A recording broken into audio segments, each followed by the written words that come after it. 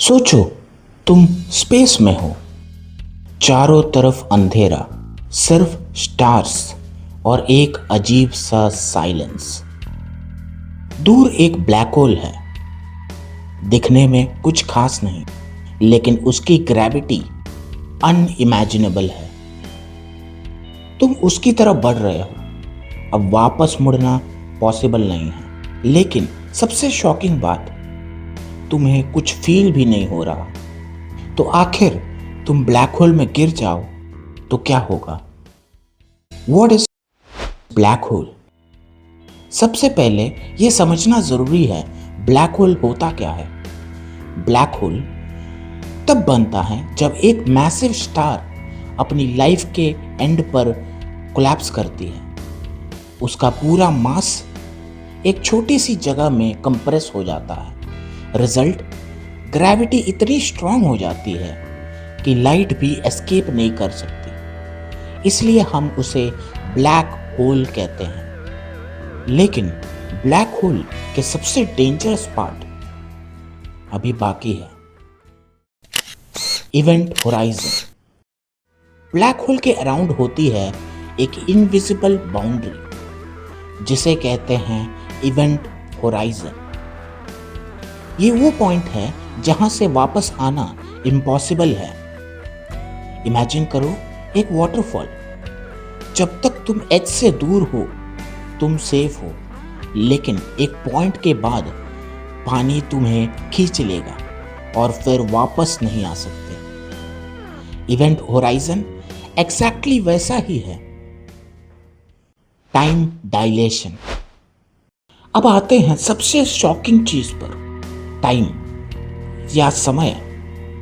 अगर तुम black hole के पास जाओगे, तुम्हारे लिए टाइम नॉर्मल लगेगा, लेकिन बाहर के दुनिया के लिए टाइम स्लो हो जाएगा। तुम्हारे लिए 5 मिनट अर्थ पर सालों के बराबर हो सकता है। मतलब तुम स्पेस में खड़े हो और अर्थ पर लोग बूढ़े हो रहे हैं। लेकिन ये तो बस शुरुआत है। Falling into black hole. अब सोचो, तुम इवेंट होराइजन क्रॉस कर चुके हो। अब तुम ऑफिशियली ब्लैक होल के अंदर हो।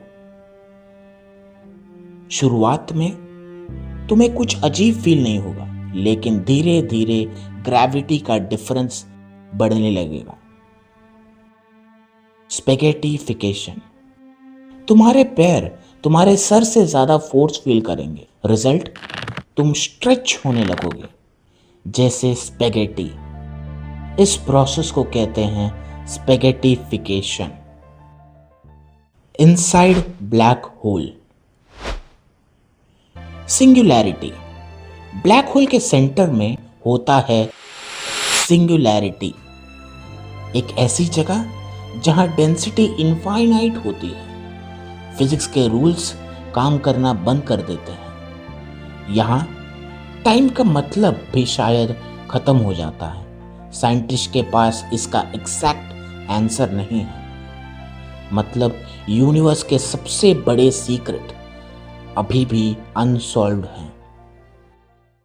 Hawking radiation. एक और shocking fact, black holes permanent नहीं होते, वो धीरे धीरे एनर्जी लूज करते हैं। इस प्रोसेस को कहते हैं Hawking radiation. Billions of years के बाद ब्लैक होल डिसअपियर हो सकता है। अब आते हैं ये सवाल पे, कैन ब्लैक होल्स डाई? एक दिन यूनिवर्स का लास्ट ब्लैक होल भी खत्म हो जाए, फिर सिर्फ डार्कनेस बचेगी, एक साइलेंट कोल्ड यूनिवर्स। तो सच क्या है? ब्लैक होल्स एक मॉन्स्टर है या यूनिवर्स का सीक्रेट? शायद हम अभी भी समझ नहीं पाए। तो बताओ, अगर तुम्हें चांस मिले, क्या तुम ब्लैक होल के पास जाओगे? अगर ये इंफॉर्मेटिव लगी तो सब्सक्राइब करें for future videos. This is कुरुप्सो। जय हिंद।